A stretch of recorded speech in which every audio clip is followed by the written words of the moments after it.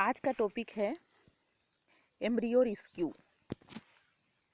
Embryo rescue embryo rescue होता क्या है कि देखा जाए तो एक हम कह सकते हैं एक मॉडर्न या फिर successful in vitro culture technique है। तो इस टेक्निक के थ्रू क्या करते हैं कि जो इमैच्योर या कमज़ोर प्लांट के एम्ब्रियो को हम न्यूट्रिएंट मीडिया में कल्चर करके न्यू प्लांट का फॉर्मेशन करते हैं। तो एम्ब्रियो रेस्क्यू समझ में आया होगा आप लोग को कि एम्ब्रियो का प्रोटेक्शन करना या हम कह सकते हैं हिंदी में भ्रूण का बचाव करना।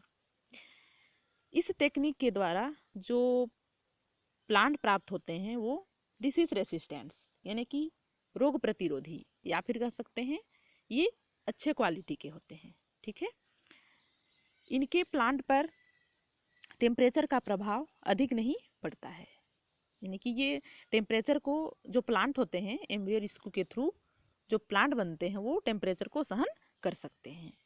ठीक है, इस टेक्निक के द्वारा क्या करते हैं किसी इमैच्योर सीड के एम्ब्रियो को क्या करते हैं जो मैच्योर सीड है उनके एम्ब्रियो में ट्रांसफर करके उस एम्ब्रियो का प्रोटेक्शन कर सकते हैं।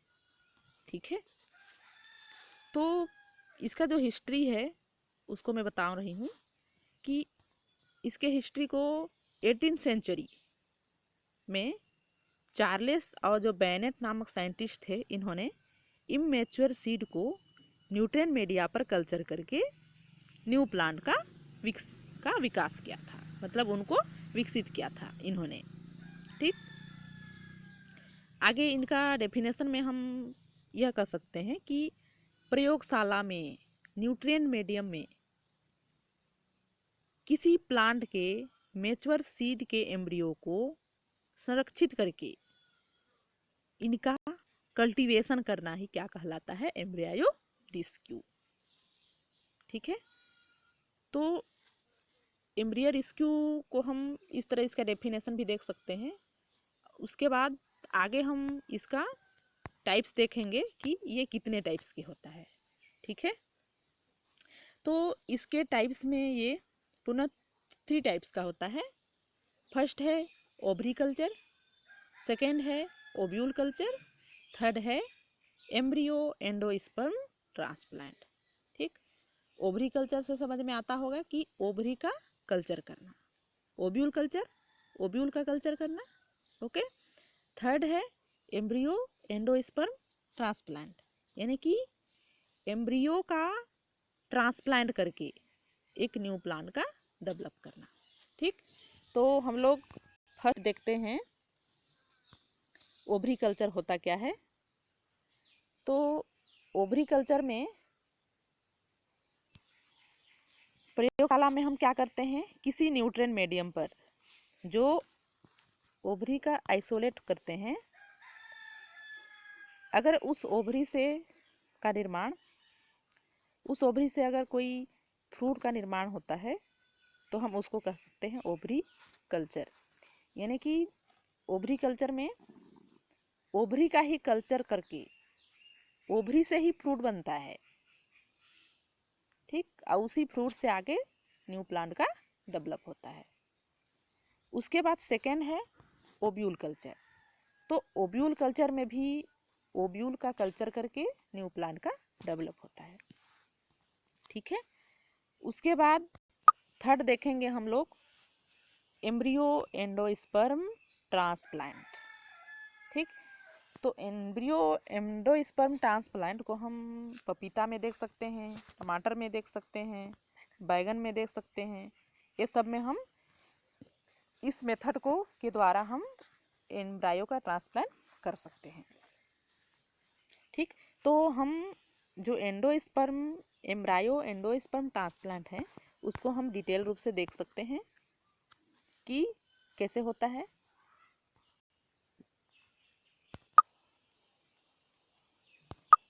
ठीक, तो इसमें मैं बताना चाहूँगी कि सर्वप्रथम क्या होता है। इसमें इस तकनीक के द्वारा क्या करते हैं किसी हाइब्रिड सीड के एम्ब्रियो को अलग करके क्या करते हैं किसी नॉर्मल सीड वाले के एम्ब्रियो में उसको ट्रांसमिट करते हैं और एक न्यू प्लांट का रीजनेशन करते हैं। ठीक, तो जो एम्ब्रियो एंडोस्पर्म ट्रांसप्लांट है वो कई स्टेप में हम इसको देख सकते हैं, कई स्टेप में ये पूर्ण होता है। ठीक, तो फर्स्ट स्टेप में क्या है कि सबसे पहले इस टेक्निक में क्या करते हैं, हाइब्रिड एम्ब्रियो वाले सीड को लेते हैं। ठीक, उसके बाद में क्या करते हैं, हाइब्रिड सीड वाले एम्ब्रियो को अलग कर लेते हैं। उसके बाद हम क्या करते हैं, नॉर्मल एम्ब्रियो वाले सीड को लेते हैं। ठीक, दोनों को ले लिए। उसके बाद क्या करते हैं, अब नॉर्मल सीड वाले एम्ब्रियो में एक एग्जिट होल का निर्माण करते हैं। ठीक, अब एग्जिट होल का निर्माण किए। अब इस एग्जिट होल में क्या करेंगे कि जो हाइब्रिड एम्ब्रियो वाले सीड हैं, जो हाइब्रिड एम्ब्रियो हैं, उनको हम क्या करेंगे, उस होल के द्वारा, उस होल में क्या करेंगे, जो नॉर्मल सीड है उस वाले होल में हाइब्रिड वाले एम्ब्रायो के सीड को हम क्या करेंगे, उसमें उस होल में ट्रांसमिट करेंगे। ठीक, उसके पश्चात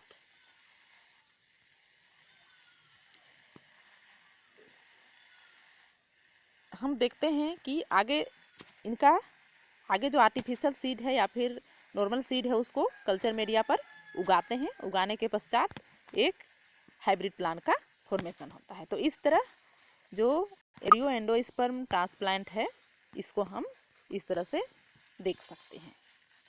अर्थात इसमें क्या होता है कि हम हाइब्रिड एम्ब्रायो को ट्रांसमिट कर उनका ट्रांसफ़र नॉर्मल वाले सीड के एम्ब्रायो में करके एक न्यू प्लांट का डेवलप कर रहे हैं।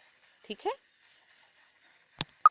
तो आगे हम इसका कुछ एप्लीकेशन देखेंगे कि एम्ब्रायो रेस्क्यू का कहाँ कहाँ यूज़ है, क्या यूज़ होता है।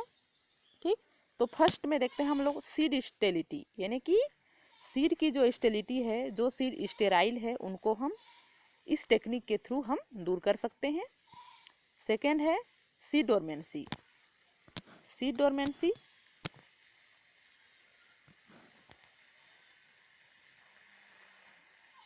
सीड डोरमेंसी में भी हम देख सकते हैं कि जो सीड की जो डोरमेंसी है, सीड डोरमेंसी होता है, उसको हम इस टेक्निक के थ्रू हम दूर कर सकते हैं, माने कि बीज की जो प्रसुप्तावस्था है उसको हम समाप्त कर सकते हैं। ठीक, उसके बाद और भी कुछ देख सकते हैं कि प्लांट की जो जर्मिनेशन व डेवलपमेंट की जो प्रारंभिक अवस्था होती है, इसका हम स्टडी इस टेक्निक के थ्रू कर सकते हैं। ठीक, और बताना चाहूँगी कि इस टेक्निक के द्वारा जो दुर्लभ प्लांट हैं, इस टेक्निक के द्वारा जो दुर्लभ प्लांट हैं उनको प्रोटेक्शन कर सकते हैं। ठीक, और यह भी बता सकते हैं कि इस टेक्निक के द्वारा एम्ब्रायो को 99% तक प्रोटेक्शन कर सकते हैं। जो मेन इम्पोर्टेंस है वो मैं बताना चाहूँगी कि इस टेक्निक के द्वारा जो हाइप्लॉइड प्लांट हैं उनको हम क्या कर सकते हैं, विकसित कर सकते हैं। ठीक है, तो एम्ब्रायो रेस्क्यू यही से ये टॉपिक आपका समाप्त होता है। तो एम्ब्रायो रेस्क्यू वही है कि इमैच्योर या जो वीक प्लांट के एम्ब्रियो हैं उनको हम क्या कर सकते हैं, प्रोटेक्शन इस मेथड के थ्रू, इस टेक्निक के थ्रू हम कर सकते हैं। ठीक है, तो अगला मैं आप लोग को इस टॉपिक के कुछ क्वेश्चन करना चाहूँगी जिसका आंसर आप लोग रिप्लाई कर सकते हैं।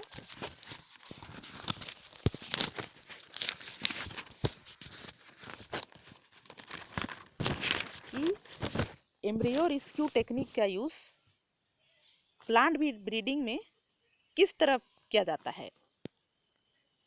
ठीक, कि एम्ब्रियो रेस्क्यू टेक्निक का यूज़ हम प्लांट ब्रीडिंग में किस तरह करते हैं। ठीक, और सेकेंड क्वेश्चन है